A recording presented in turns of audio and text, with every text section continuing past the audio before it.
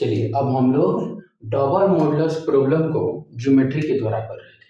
किसके द्वारा कर रहे थे? ज्योमेट्री के द्वारा। लेकिन trick for double modulus problem, अब हम लोग ट्रिक के मदद से क्या करेंगे? डबल मॉडुलस प्रॉब्लम को करेंगे। लेकिन यह ट्रिक जो है केवल इस फॉर्मेट के लिए है। किस फॉर्मेट के लिए है? इस फॉर्मेट के लिए। Mod of x minus p plus mod of x minus mod of x minus a plus mod of x minus b. और बी जो होना चाहिए क्या होना चाहिए? ए से बड़ा होना चाहिए। बी जो होना चाहिए ए से बड़ा होना चाहिए। मॉड ऑफ क्या होना? Mod of x minus a plus mod of x minus b is equal to c where b is greater than a. मतलब इसी सेम फॉर्मेट में यदि सवाल हो, इसी सेम फॉर्मेट में यदि सवाल हो तो इस ट्रिक के मदद से हम क्या करेंगे? उसका मान निकाल लेंगे। क्या है? फर्स्ट है we have to find modulus of a minus b, यानी ए और बीच का वैल्यू नहीं, यानी modulus of a minus b, a और बीच के डिफरेंस को निकाल लेना है। उसके बाद सी को देखना है और we have to consider that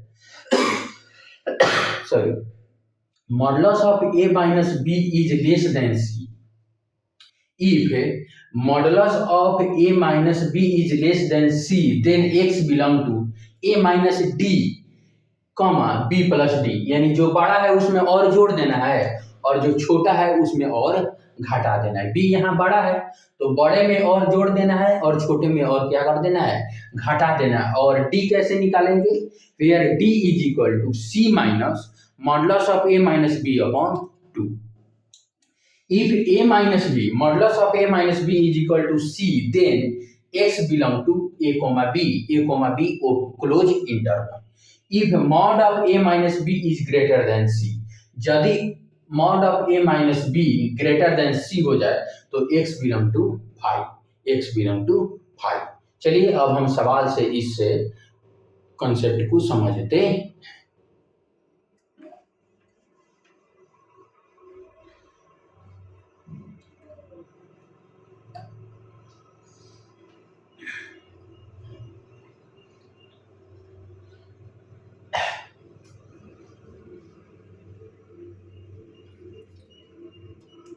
पहला सवाल है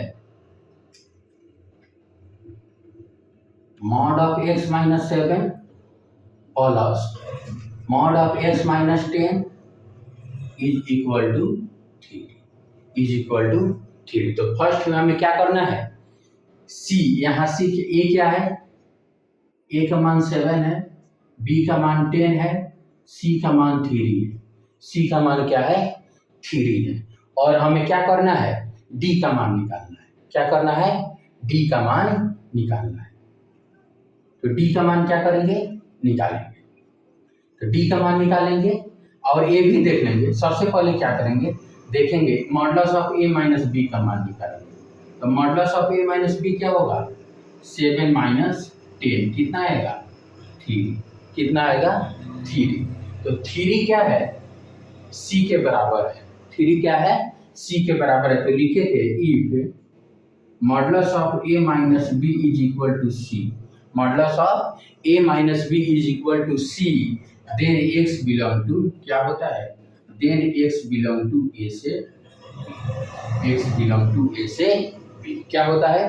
if modulus of a minus b is equal to c then x belong to a से b. So x belong to क्या होगा?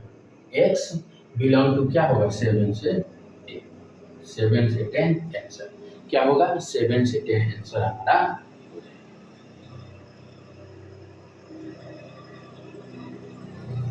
चलिए दूसरा सवाल।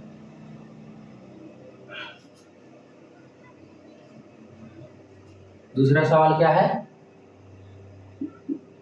Mod of x minus 7 plus mod of x minus 10 is equal to 6। तो ए is equal to कितना है? 7, B is equal to कितना है? 10, सी इज इक्वल टू कितना है? 6। सी इज इक्वल टू कितना है? 6।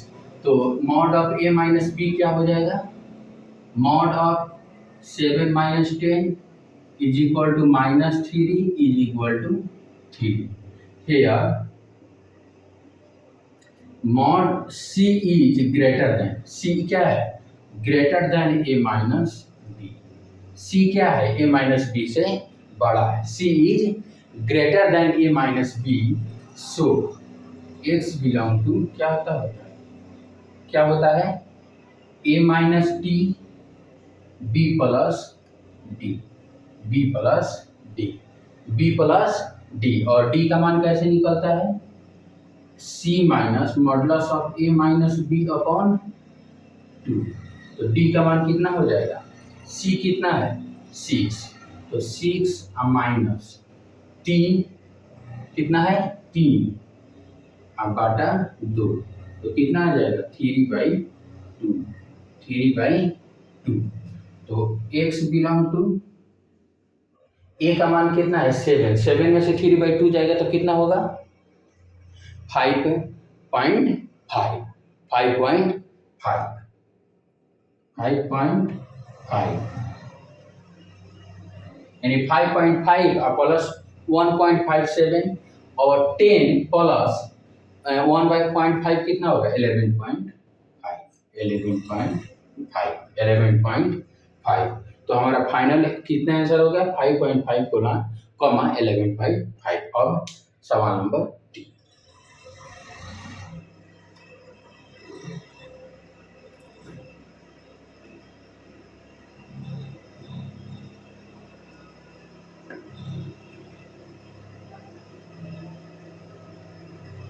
चलिए सवाल नंबर 3, x माइनस 2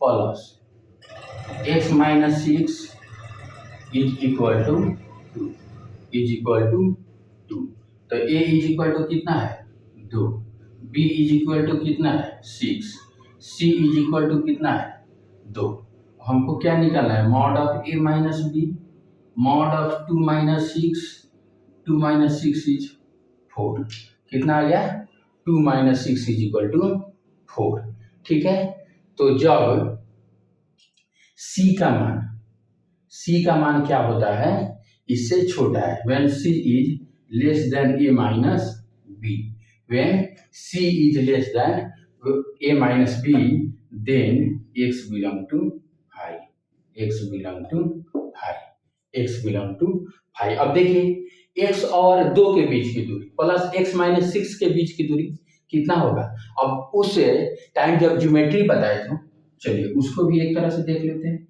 यहाँ 2 आ गया और यहाँ 6 आ गया, इस दोनों के बीच का दूरी जब 4 है तो दोनों के सम कैसे हो सकता है, इस दोनों के बीच का दूरी ही 4 है, तो कोई पॉइंट इधर ले या इधर ले या इधर ले, दोनों के बीच की दूरी का जब सम करेंगे उस पॉइंट से तो 2 कैसे हो सकता है, इट इज नॉट पॉसिबल, इसलिए x बिलोंग टू 5, यानी x का कोई भी ऐसा पॉइंट नहीं होगा जिसके लिए 2 से उस पॉइंट के बीच की दूरी, 6 से उस पॉइंट के बीच की दूरी का सम 2 के बराबर हो जाए।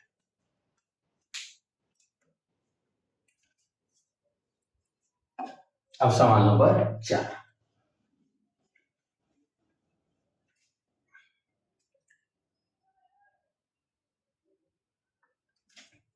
सवाल नंबर 4,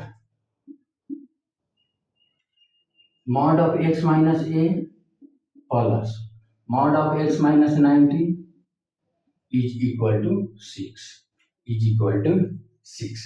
अब देखिए a is equal to 1, b is equal to 90, तो mod of a minus b कितना हो गया 1 minus 90 is equal to minus 18 is equal to 18।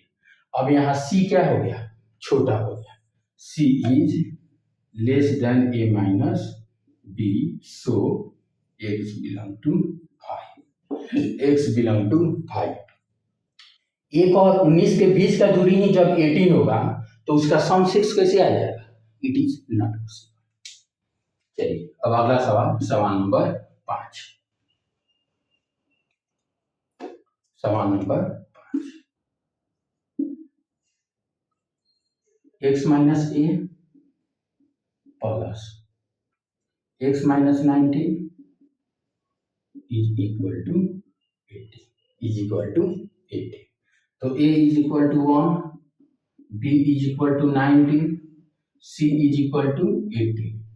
mod of a minus b is equal to 1 minus 19 is equal to 18 is equal to c is equal to c।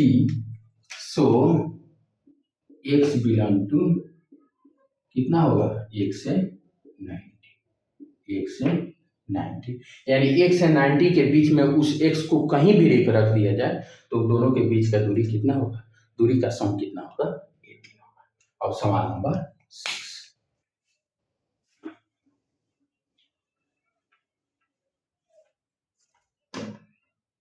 सवाल number 6,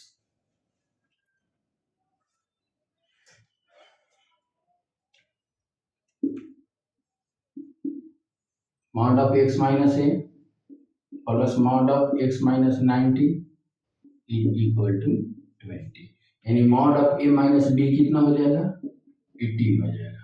c कितना है 20 तो c is greater then कितना हो गया a minus b। तो जब c a minus b से क्या होता है बड़ा होता है तो d निकाल लेते हैं। d कितना हो जाएगा c minus mod of a minus b by 2। चलिए c का मान कितना है 20 माइनस कितना आ गया 80 बाई कितना हो गया 2 तो कितना हो जाएगा 2 by 2 is equal to 1, 2 by 2 is equal to 1। अब कितना हो जाएगा x बिलोंग टू क्या होता है x belong to a minus d और b प्लस डी। तो कितना होगा a में a1 घटा देंगे 1 में तो कितना आएगा 0 और 19 में 1 जोड़ देंगे तो कितना आएगा 20। तो इसका आंसर कितना होगा x बिलोंग टू 0 से 20, x बिलोंग टू 0 से 20। Thank you for watching this video.